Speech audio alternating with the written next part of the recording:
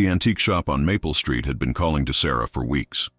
Every morning on her way to the university library, she'd slow her pace as she passed the dusty windows filled with forgotten treasures. Today, something made her stop completely.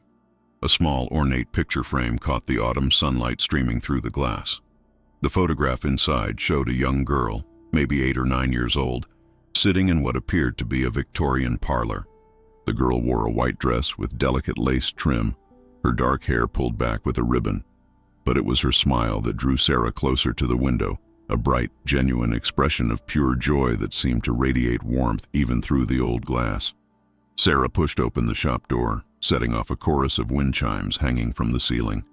The elderly shopkeeper looked up from behind a counter cluttered with pocket watches and jewelry boxes. "That photograph in the window," Sarah said, pointing back toward the street. "The one with the little girl. Do you know anything about it?" The man adjusted his wire-rimmed glasses and shuffled toward the window display. "Ah, yes. Found it in an estate sale up in Millbrook last month. Beautiful piece, isn't it? The frame's solid silver, probably worth more than the photograph itself." Sarah studied the image more closely. The girl's pose was formal, as was typical for photography of that era, but her expression was anything but stiff. There was something almost modern about her smile, as if she knew a wonderful secret. "How much?" Sarah asked. $40 for the frame and photograph together. It was more than Sarah usually spent on impulse purchases, but something about the girl's face made the decision easy. She handed over the money and carefully carried her new acquisition back to her small apartment near campus. That evening, Sarah placed the photograph on her desk next to her laptop. She was working on her thesis about early 20th century American photography, and the image seemed like perfect inspiration. As she typed, she found herself glancing at the girl's face, drawn again and again to that radiant smile. It wasn't until she was preparing for bed that she really looked closely at the photograph for the first time since bringing it home. Under the warm glow of her desk lamp, details became clearer. The girl sat in a high-backed chair, her hands resting in her lap. Her white dress was beautifully detailed, with tiny buttons running up the front and intricate embroidery along the sleeves.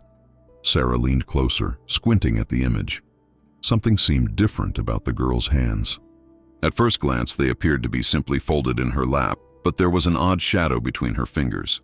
She pulled out a magnifying glass she used for examining old documents and held it over the photograph.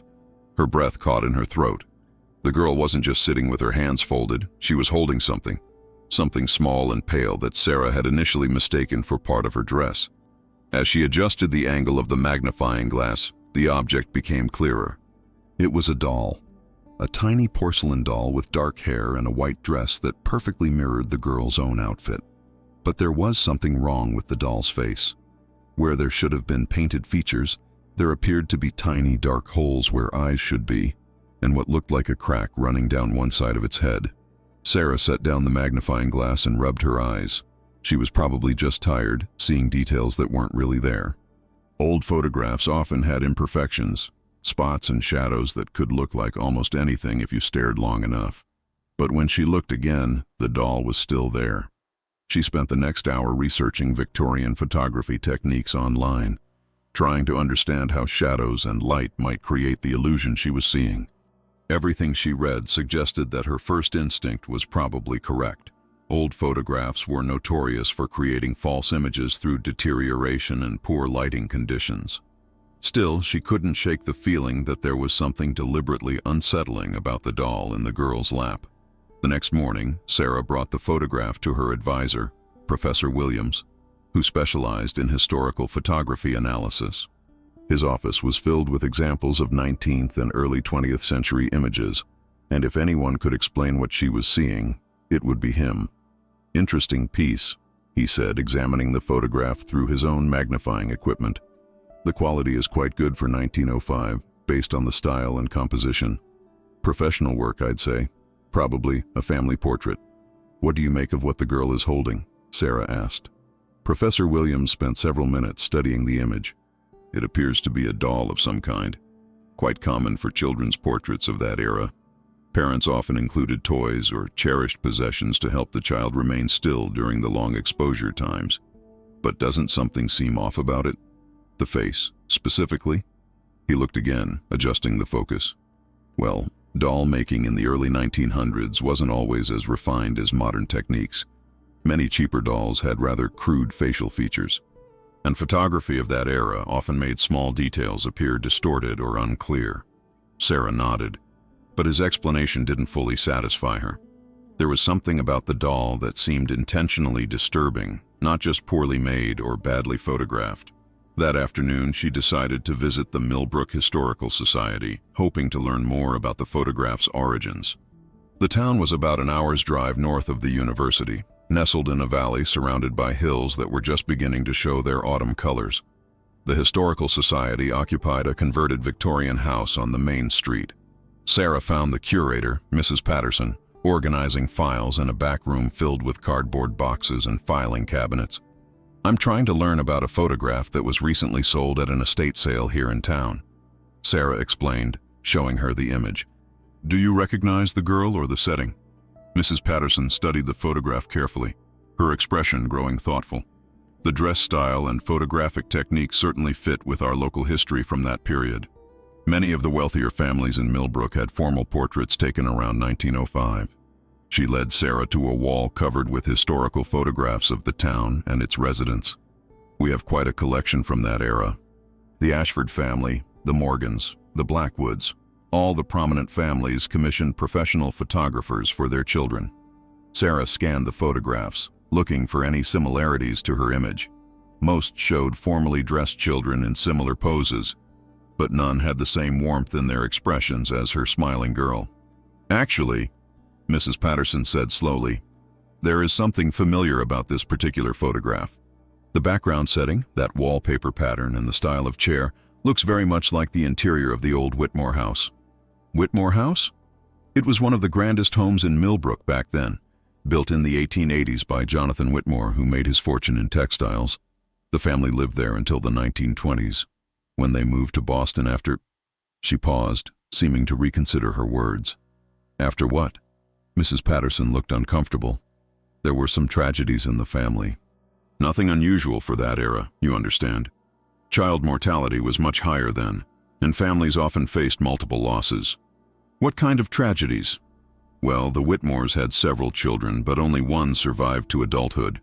The others died of various illnesses. Influenza, scarlet fever, the usual culprits.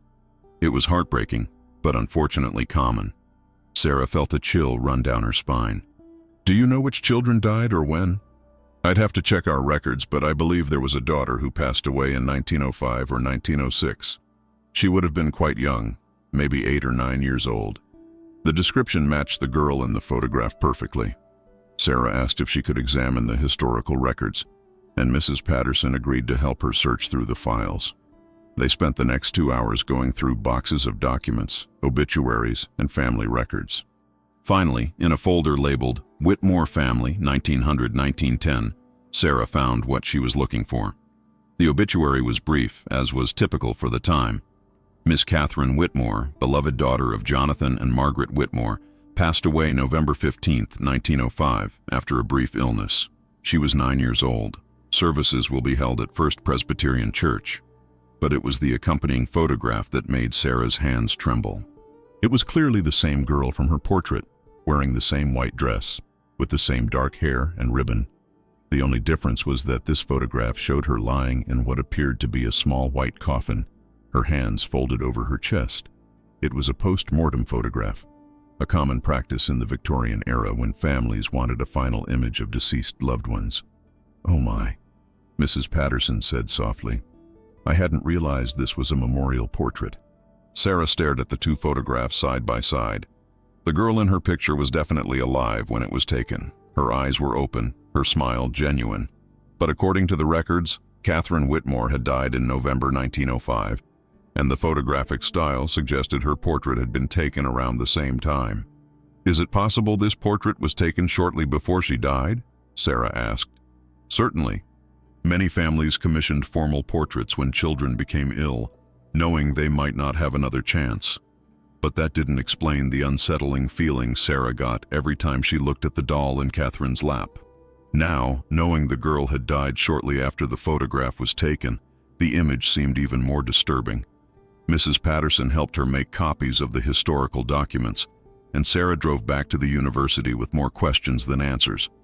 That evening, she spread everything across her desk: the original photograph, copies of Catherine's obituary and post-mortem image, and her research notes. Under her desk lamp, she examined the doll in Catherine's lap once again. With the magnifying glass, she could see that it wasn't just poorly made or damaged. The doll's face appeared to have been deliberately altered. The eyes had been carved out, leaving dark holes, and the crack she'd noticed earlier looked more like a deliberate cut than accidental damage. More disturbing was a detail she hadn't noticed before. The doll's white dress, which she'd thought mirrored Catherine's outfit, actually seemed to be stained. Dark spots covered the fabric, particularly around the chest area. In the black and white photograph, it was impossible to tell what the stains were, but they had a disturbing quality that made Sarah's stomach turn.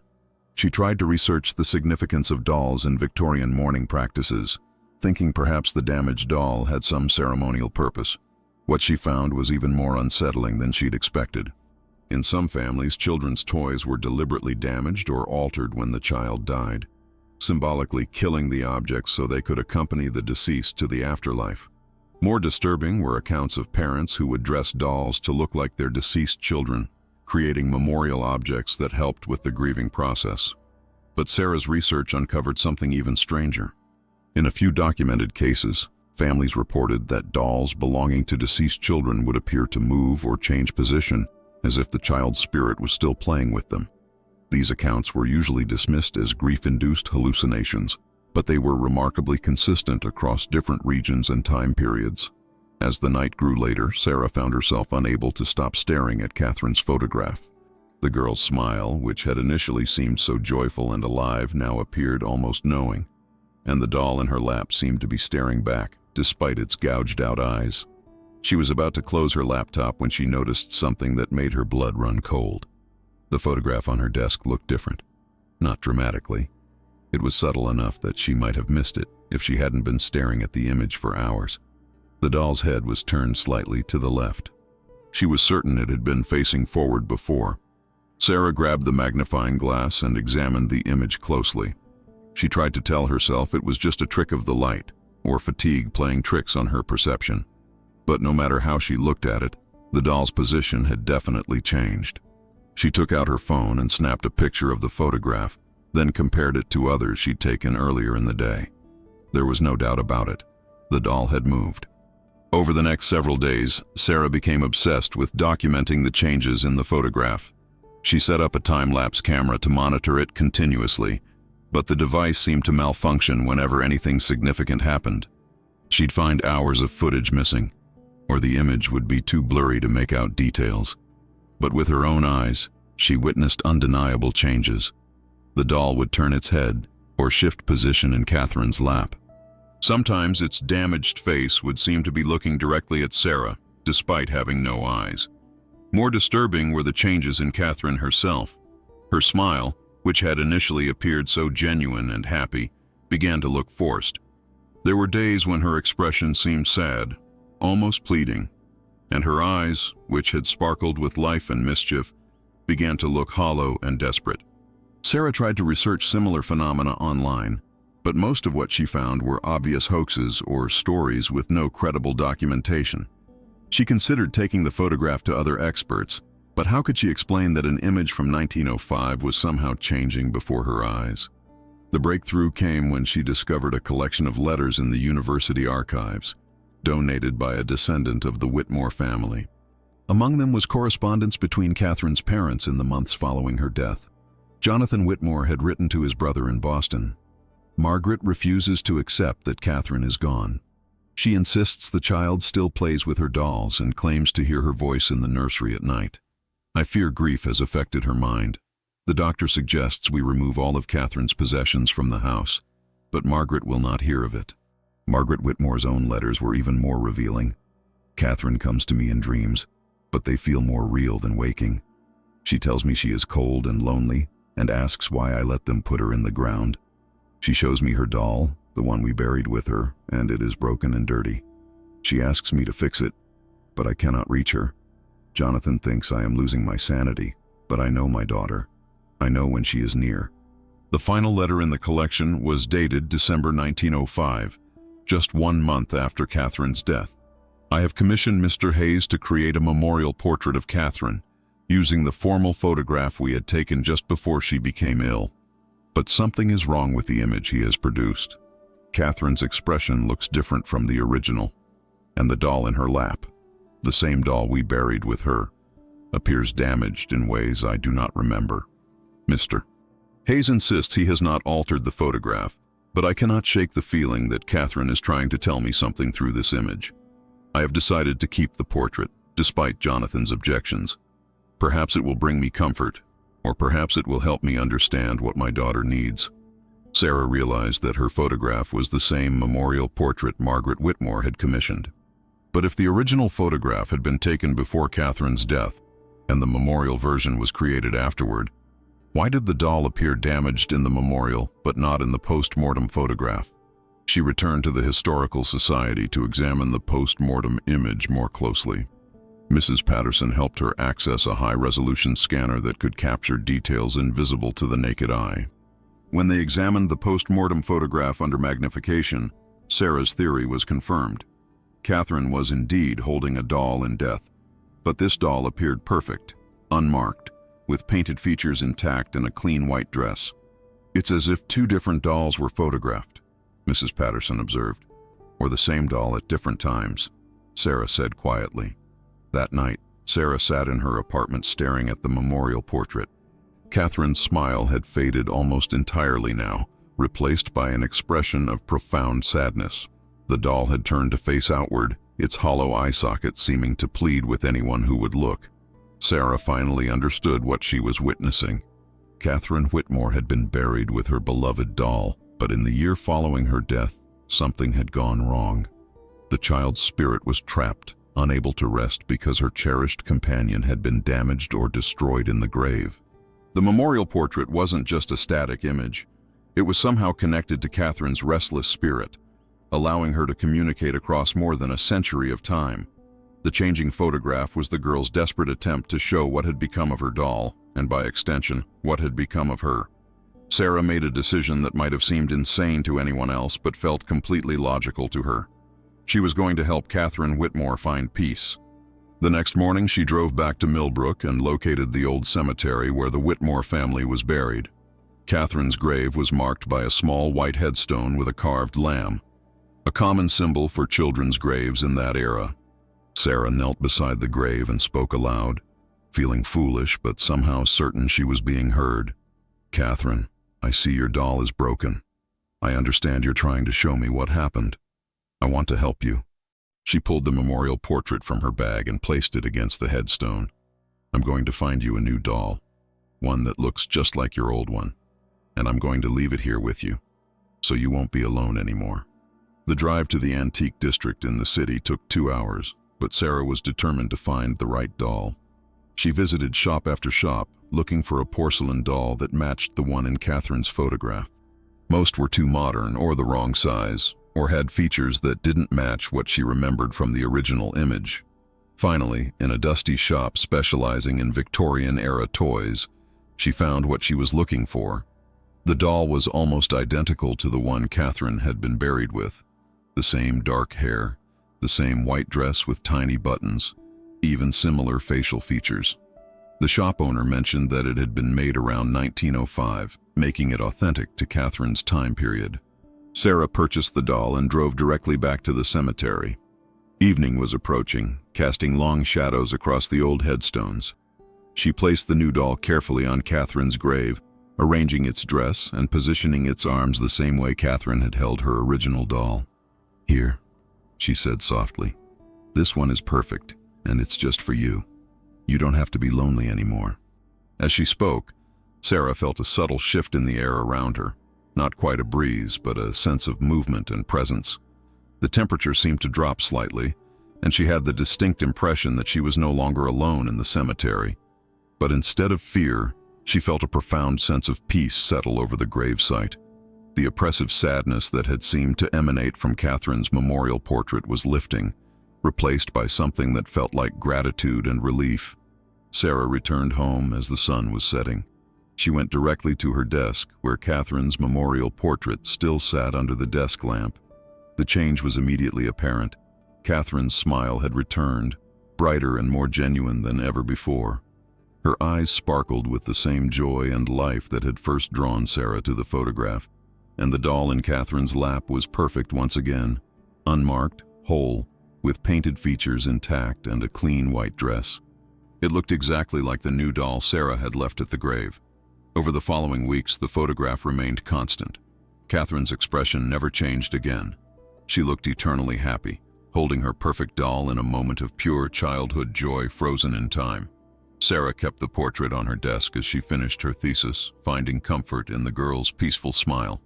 Months later, when Sarah returned to visit Catherine's grave, she found that the doll she'd left had weathered beautifully. Despite exposure to rain and snow, it remained remarkably intact, as if something was protecting it from decay. Fresh flowers appeared regularly on the grave. Other visitors, perhaps descendants or local historians, who felt drawn to remember the young girl who had died so long ago. Sarah never learned exactly how the memorial portrait had been connected to Catherine's spirit, or why the girl's distress had manifested through changes in the photograph, but she understood that some bonds, between a child and her cherished toy, between the living and the dead, between those who suffer and those who offer comfort, transcend the normal boundaries of time and space. The photograph now sits in Sarah's office at the university, where she has become a professor specializing in Victorian photography and memorial practices. Students often comment on the beautiful portrait of the smiling girl, noting how alive and happy she appears. Sarah always agrees, but she never tells them the full story of Catherine Whitmore and her doll. Some stories, she has learned, are best preserved in the quiet spaces between the living and the dead, where love and compassion can heal wounds that time alone cannot touch.